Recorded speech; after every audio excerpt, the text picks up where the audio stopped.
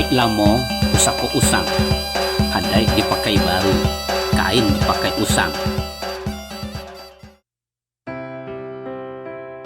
Selamat datang di Didi TV, sebuah kanal pribadi yang mengajak kita semua memahami tentang diri kita sebagai makhluk ciptaan Tuhan yang paling sempurna.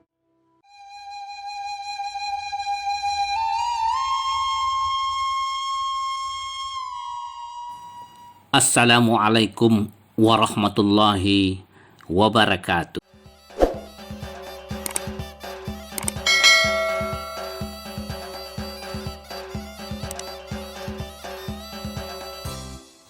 Saudara, ada pertanyaan dari anak kemanakan kita. Apakah adat itu boleh diubah? Tanpa harus menunggu lama, saya langsung menjawabnya.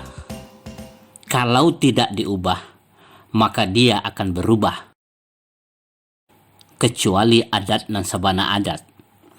Karena adat yang sabana adat adalah ketentuan dan hukum-hukum Tuhan yang kalau diasak tidak akan layu. Walaupun dicabut, dia tidak akan mati. Kekal tanpa batas waktu dan ruang.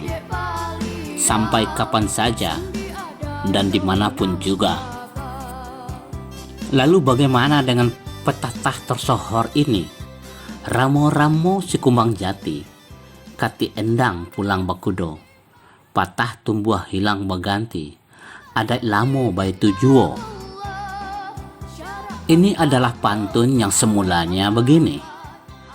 Ramo-ramo si kumbang jati, kati endang pulang bakudo, patah tumbuh hilang baganti, pusako lamo bai tujuo.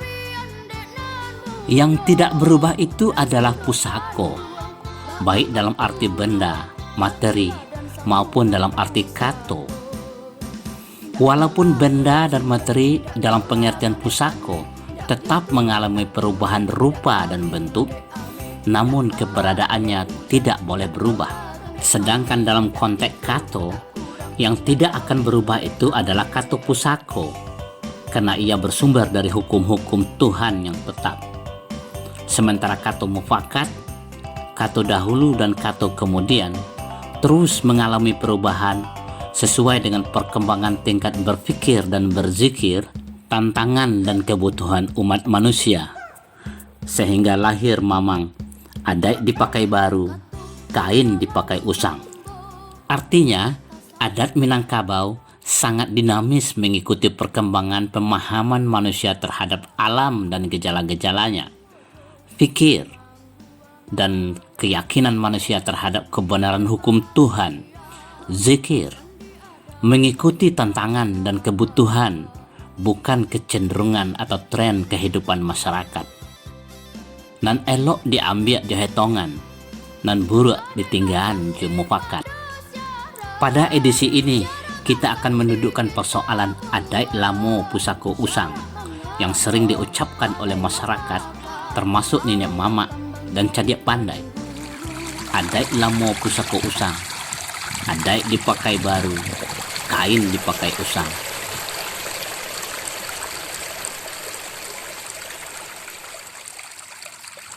Beberapa orang nenek mama dan alim ulama menjelaskan bahwa ketika nenek moyang Minangkabau berbaiah, bersumpah adat basandi syarak basandi kitabullah, ada 4 jenis kebudayaan, kebiasaan, tradisi nenek moyang Minangkabau yang harus diperbaiki, diubah, bahkan ditinggalkan. Inilah yang dimaksudkan dengan adat lamo pusako usang. Pertama adalah praktek-praktek kebudayaan bangsa Proto Melayu dan praktek kebudayaan bangsa Detro Melayu. Yang kedua adalah kepercayaan, ajaran, dan praktek tradisi Yunani kuno dan Trinitas. Yang ketiga adalah keyakinan, kepercayaan, ajaran, praktek, dan tradisi kebudayaan Samsara. Dan yang keempat adalah keyakinan, kepercayaan, ajaran, praktek, dan tradisi kebudayaan Tantarayana Bairawa, Tantarayana Siwa. 4 keyakinan, kepercayaan, Ajaran dan praktek kebudayaan inilah yang pernah mewarnai adat Minangkabau yang disebut sebagai adat Lamo Pusako Usang yang harus diadatkan sehingga selaras dengan adat dan sabana adat. Adat basandi syarak basandi kitabullah, syarak mengato, adat memakai. Saudara, sebagaimana dipaparkan oleh berbagai sumber bibliografis bahwa Proto-Melayu, Melayu tua adalah kelompok masyarakat atau ras Melayu berbahasa Austronesia yang datang gelombang pertama ke Nusantara kira-kira 1500 atau ada juga yang menyebutkan 2000 sampai 500 tahun sebelum Masehi. Pendapat yang dikenal sebagai teori dua gelombang kedatangan nenek moyang Indonesia yang berlandaskan temuan arkeologis dan ciri fisik manusia ini menjelaskan bahwa nenek moyang bangsa Indonesia melakukan migrasi dari daratan Cina bagian selatan menuju beberapa kawasan di Pulau Sumatera, Kalimantan, dan Sulawesi. Teori ini menjelaskan bahwa beberapa ras yang terdapat di daratan tinggi Nusantara seperti Gayo Aceh, Batak dan Nias di Sumatera Utara, Kerinci di Jambi, Basemah di Sumatera Selatan, Rejang di Bengkulu, Toraja di Sulawesi Selatan, Dayak di Kalimantan, Sasak di Lombok, dan Minangkabau di Sumatera Barat berasal dari Proto-Melayu.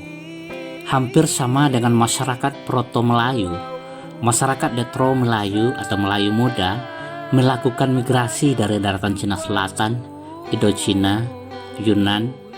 Namun Detro Melayu diyakini berasal dari Dongson, daerah Vietnam, pada 1000 sampai 300 tahun sebelum Masehi, sehingga terjadilah pembauran. Walaupun secara fisik, kebudayaan, dan peradaban kedua gelombang nenek moyang masyarakat Nusantara ini berbeda, namun dalam hal keyakinan atau kepercayaan sangat mirip. Mereka sama-sama meyakini bahwa di dalam benda-benda empiris yang kasat mata, termasuk manusia, terdapat unsur gaib yang memiliki kekuatan yang sekarang kita sebut roh. Mereka juga meyakini bahwa benda-benda mati seperti gunung, gua, batu besar, pohon besar, termasuk benda yang mereka kreasi sendiri seperti tombak, keris, perhiasan, dan benda-benda lain yang dijadikan azimat yang berkekuatan gaib. Keyakinan inilah yang sering disebut sebagai animisme dan dinamisme. Kata animisme yang berasal dari kata anima, asal kata animal, bermakna jiwa, soul, roh, atau arwah yang membuat sesuatu menjadi hidup. Mereka meyakini bahwa roh orang yang telah meninggal masih mempunyai kekuatan yang mempengaruhi kehidupan manusia yang masih hidup, sehingga mereka sangat menghormati, menghargai, dan memuja roh tersebut. Mereka meyakini bahwa roh atau arwah orang yang telah meninggal dunia masih pulang ke rumah pada waktu-waktu tertentu, sehingga mereka melakukan prosesi ritual penghormatan kepada roh yang sedang berkunjung menjenguk kerabatnya yang masih hidup. Mereka juga meyakini bahwa roh manusia yang telah meninggal bisa berpindah ke benda atau makhluk lain, sehingga mereka menghormati, menghargai, memuja, dan menyembah makhluk dan benda-benda tersebut. Keyakinan yang disebut dengan dinamisme yang berasal dari kata dunamos, bahasa Yunani yang bermakna kekuatan ini, masih ditemukan hari ini. Untuk memperoleh keberuntungan dan perlindungan dari gangguan kekuatan lain, mereka mengkreasikan benda-benda tertentu yang disimpan di tempat-tempat tertentu atau dibawa kemana-mana yang dikenal sebagai azimat. Sebenarnya kata azimat berasal dari bahasa Arab, azimah, yang bermakna keteguhan niat.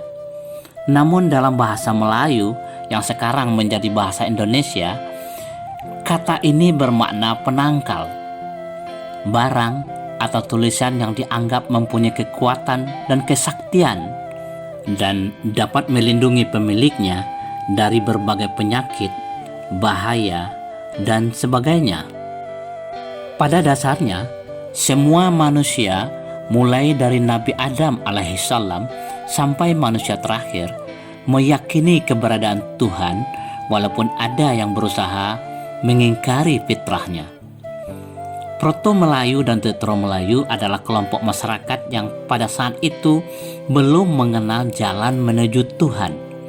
Namun mereka meyakini bahwa ada kekuatan gaib di balik keberadaan alam empiris yang hari ini kita kenal sebagai roh, jiwa, atau arwah. Mereka meyakini bahwa di dalam diri manusia dan semua makhluk hidup ada roh yang menghidupkan. Sampai pada titik ini, keyakinan itu tidak berbeda dari apa yang disampaikan oleh Allah kepada Rasulullah Sallallahu Alaihi Wasallam pada ayat ke-71 sampai 72 surat Sad, surat ke-38 dan ayat ke-19 surat As-Sajadah, serta berbagai hadis yang menjelaskannya. Ingatlah ketika Tuhanmu berfirman kepada malaikat, "Sesungguhnya aku ingin menciptakan manusia dari tanah. Kemudian apabila telah aku sempurnakan kejadiannya dan aku tiupkan roh ciptaanku kepadanya, maka tunduklah kamu dengan bersujud kepadanya." Kemudian dia menyempurnakan dan meniupkan ke dalamnya roh ciptaannya, dan dia menjadikan bagi kamu pendengaran, penglihatan, dan hati, tetapi kamu sedikit sekali mensyukurinya. Namun pada titik di mana mereka mengungkapkan atau mengekspresikan keyakinan tersebut, mereka memperlakukan roh sebagai sosok yang sangat terhormat, melebihi zat yang menciptakan roh tersebut. Mereka sangat menghargai roh nenek moyang mereka yang sudah wafat, sehingga mereka mengkreasikan, menciptakan berbagai prosesi ritual, penghormatan, pemujaan, dan penyembahan terhadap roh tersebut, seperti meratapi mayat yang baru meninggal atau meratok, ritual memperingati kematian 3 hari, 7 hari, 40 hari, 100 hari, dan seterusnya, menyediakan sesajen, dan meminta perlindungan serta pertolongan kepada roh nenek moyang mereka yang telah wafat. Mereka membuat berbagai peralatan yang digunakan untuk upacara ritual tersebut.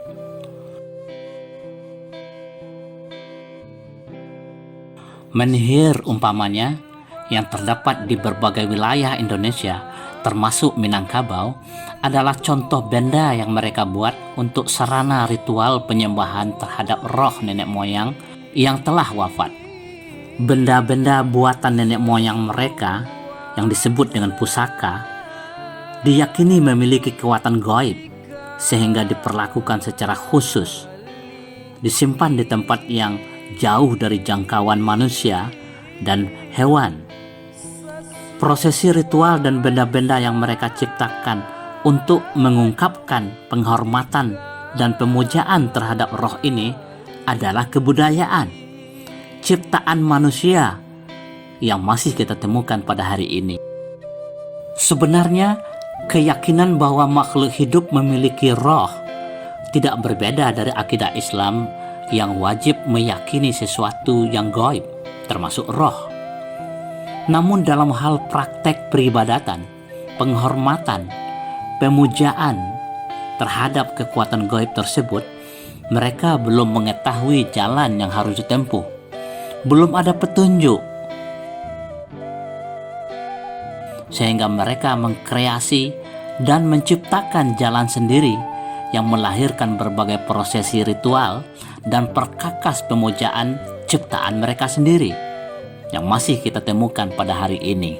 Karena belum mendapatkan petunjuk, arahan, bimbingan dari Tuhan, keyakinan mereka berkembang liar menurut nalar dan kemampuan berpikir mereka saat itu.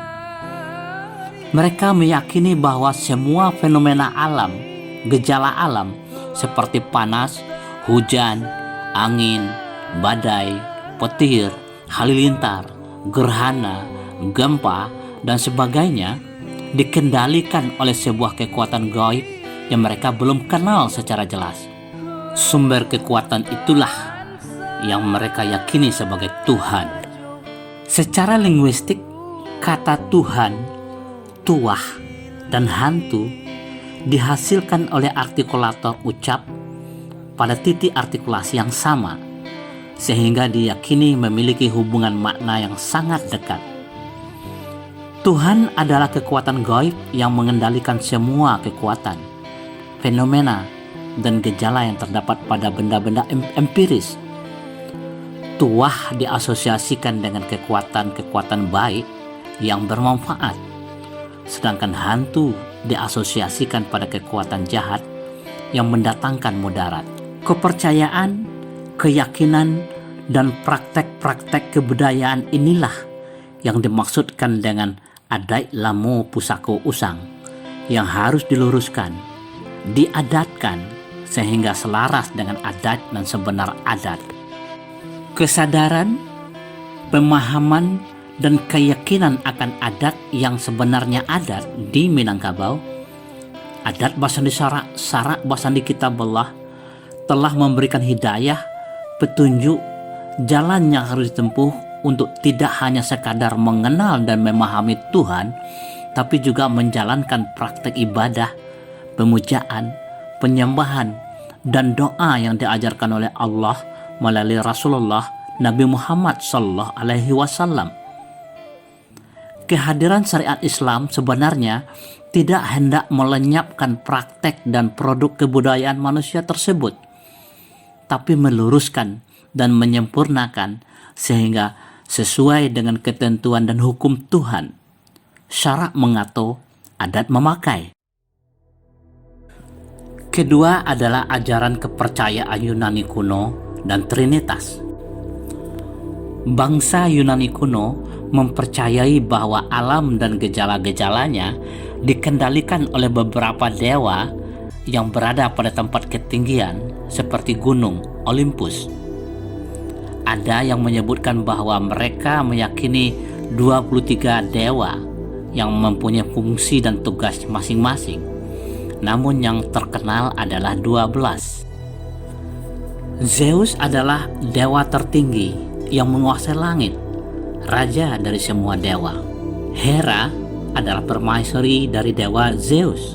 Apollo adalah dewa matahari dan kesenian. Hermes adalah dewa perniagaan dan penjaga batas. Poseidon adalah dewa laut. Demeter adalah dewi kesuburan dan pertanian. Artemis adalah dewi berburu. Ares adalah dewi perang. Dionysus adalah dewa perasaan dan emosi. Athena adalah dewa keselamatan. Hephaestus adalah dewa api. Dan Aphrodite adalah dewi kecantikan dan dewi cinta. Kepercayaan Trinitas meyakini bahwa Tuhan Yang Maha Esa terdiri dari 3 pribadi: Tuhan Bapa, Allah, Tuhan Anak, Yesus Kristus, dan Rohul Kudus. Walaupun tidak begitu banyak mempengaruhi adat Minangkabau, keyakinan, ajaran, dan praktek kebudayaan Yunani kuno dan Trinitas adalah adat lamo pusako usang yang harus diadatkan, diluruskan, sehingga selaras dengan adat dan sebana adat. Ketiga adalah ajaran samsara. Samsara yang juga diucapkan dengan sansara atau sangsara adalah keyakinan bahwa semua makhluk mengalami siklus kehidupan dan kematian yang berulang-ulang, reinkarnasi. Kata samsara itu sendiri berasal dari bahasa Sanskerta dan Pali yang bermakna dunia, bergerak, atau mengalir secara terus-menerus, berputar, bersiklus seperti roda, sehingga ada yang menyebutkannya roda kehidupan. Keyakinan yang berasal dari Tamil, India ini merupakan basis ajaran Hindu, Buddha, Sikh, dan Jainisme. Berbagai tradisi Hindu, Buddha pernah dipraktekkan dalam adat Minangkabau sebelum diadatkan dengan adat yang sebenarnya adat Basandi Syarak, Syarak Basandi Kitabullah.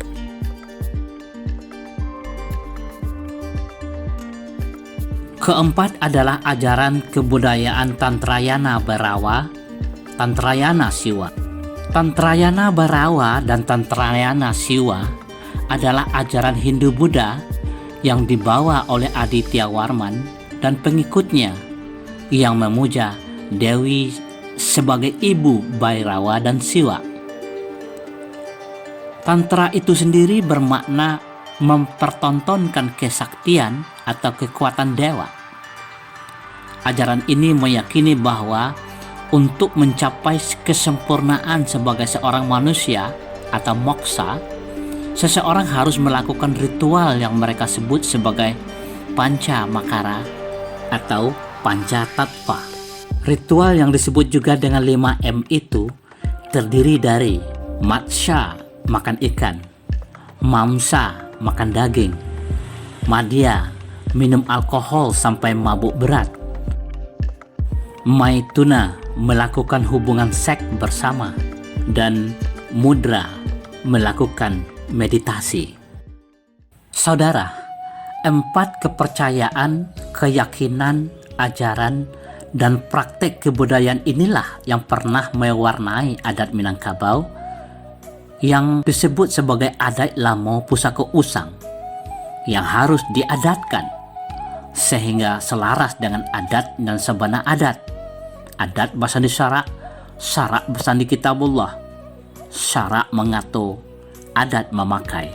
Wallahu a'lam bishawab.